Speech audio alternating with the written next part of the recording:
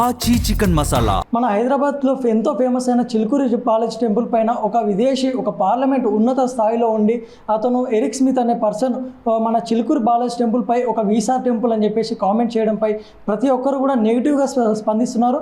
అలాగే భక్తులు కూడా ఇక్కడ ఉన్న మన స్థానిక భారతీయులు కూడా దీనిపైన ఆగ్రహం వ్యక్తం చేస్తున్నారు.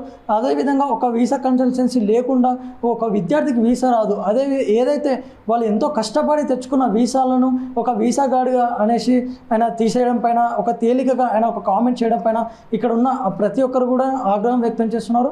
అదేవిధంగా ప్రతి ఒక్కరు అంటే ఏదో ఒక నమ్మకంతో టెంపుల్కి వెళ్ళి ఏదో ఒక భక్తితో మాకు వీసా రావాలని కోరుకున్న మొక్కుని ఆయన ఒక చులకనగా తీసేయడం పైన దీనిపైన ఇక్కడ స్థానికులు కూడా అలాగే భక్తులు కూడా ఆగ్రహం వ్యక్తం చేస్తూ దీనిపై దిగి వచ్చి అతను క్షమాపణ చెప్పాలని కూడా ఇక్కడ ఆందోళన చేస్తున్నారు. అదేవిధంగా ఇక మనతో పాటు వీసా కన్సల్టెన్సీ రామకృష్ణ గారు ఉన్నారు. ఒకసారి ఆయన మాటలను తెలుసుకుందాం. సార్ చెప్పండి సార్, ఇప్పుడు మన ఎరిక్ స్మిత్ అనే ఒక విదేశీ యాత్రికుడు ఒక విదేశీ పర్సన్ మన చిలుకూరి బాలాజీ టెంపుల్ పైన కామెంట్ చేయడం పైన మీరు దీన్ని సమర్థిస్తున్నారు? అంటే సమర్థన అనేది లేదండి. ఎందుకంటే ఇప్పుడు వీసా గార్డ్ అనేది అంటారు, బట్ మ్యాక్సిమం అందరూ 4 years వాళ్ళు చదువుకునేటప్పుడు ఖచ్చితంగా మన సాంప్రదాయం ప్రకారంగా గుడికి వెళ్తుంటారు. సో గుడికి వెళ్ళినప్పుడు వాళ్ళు డెఫినెట్లీ దండం పెట్టుకుంటారు. సో ఆ గుడితో పాటు వాళ్ళు డెఫినెట్లీ వాళ్ళు పడే కష్టంకి అండ్ ఆ 4 years వాళ్ళు ప్రిపరేషన్ ప్లస్ యూనివర్సిటీ సెలెక్షన్ ఇవన్నీ తర్వాతనే వాళ్ళకి I-20 వస్తుంది. దాని తర్వాతనే వాళ్ళు వీసాకి అపియర్ అవుతారు. వీసా ప్రిపరేషన్ అప్పుడు కూడా వాళ్ళు వాళ్ళు పడే కష్టాలు మామూలుగా అయితే రావు. సో అన్ని కష్టాల తర్వాతనే వాళ్ళకి వీసాలు వస్తాయి. సో అదొక్కటే దానివల్లనే వస్తుంది అనేది మాత్రం అది కరెక్ట్ కాదేమో. ఒక విదేశీయుడు మన దేశ సంస్కృతిని అలాగే ఒక నమ్మకాన్ని ఒక హేళనగా మాట్లాడడం పైన మీ కన్సల్టెన్సీ వాళ్ళు ఎలాంటి సమర్థన చేస్తారు?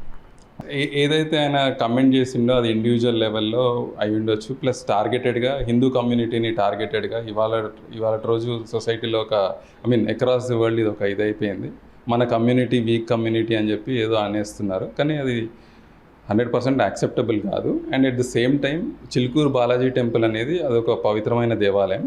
ప్రతి ఒక్క హిందూ వెళ్తారు, వీసా కోసమనే కాదు. ఎన్నో బాధలు ఉన్న వాళ్ళు, ఎన్నో టైప్ ఆఫ్ బాధలు ఉన్న వాళ్ళు, ఇది ఉన్న వాళ్ళు వెళ్తారు అండ్ మొక్కుకుంటారు. అండ్ పవిత్రమైన దేవాలయాన్ని ఒక వీసా కోసమే వెళ్తారు, అక్కడికి వెళ్తేనే వీసా వస్తుంది అనేది అయితే అది యాక్సెప్ట్ చేయలేమండి. అదైతే కరెక్ట్ కాదు. అంటే వీసా కన్సల్టెన్సీ వాళ్ళు మీరు ఎంతో వాళ్ళకి విద్యార్థులకి గైడెన్స్ ఇచ్చి వాళ్ళని ఎంతగానో మోటివేట్ చేసి వాళ్ళకి వీసాలు ఇప్పిస్తుంటారు కదా. అదేవిధంగా ఇప్పుడు ప్రస్తుతం అంటే ఆయన ఒక గుడిపై నమ్మకంతో వెళ్తున్న భక్తులను ఇలా కామెంట్ చేయడం పైన అంటే మీ కన్సల్టెన్సీ నుంచి వాళ్ళకి ఎలాంటి హెచ్చరికలు లాంటివి అంటే మీరు విదేశీ పర్సన్ని ఎలాంటి హెచ్చరికలు చేస్తున్నారు? మీరు హెచ్చరించడం అనేది ఏం లేదండి, ఎందుకంటే వాళ్ళు అది ఇండివిజువల్ లెవెల్లో మాట్లాడి ఉంటారేమో. బట్ వీసాకి వెళ్ళేటప్పుడు ప్రతి స్టూడెంట్ ఎంతో ప్రిపరేషన్ అయ్యి వెళ్తాడనమాట.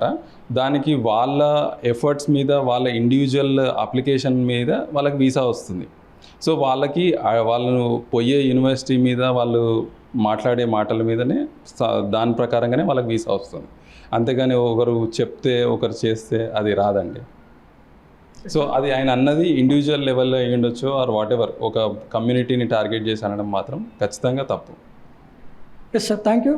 ఇప్పుడు ప్రస్తుతం ఏదైతే మన చిలుకూరు బాలాజీ టెంపుల్ పైన కామెంట్స్ అయినా ఏదైతే విదేశీ ఒక పార్లమెంట్ సభ్యుడిగా ఉండి ఆయన కామెంట్ చేశాడో దీనిపైన కన్సల్టెన్సీ వాళ్ళే కాదు విద్యార్థులు కూడా ఆగ్రహం వ్యక్తం చేస్తున్నారు.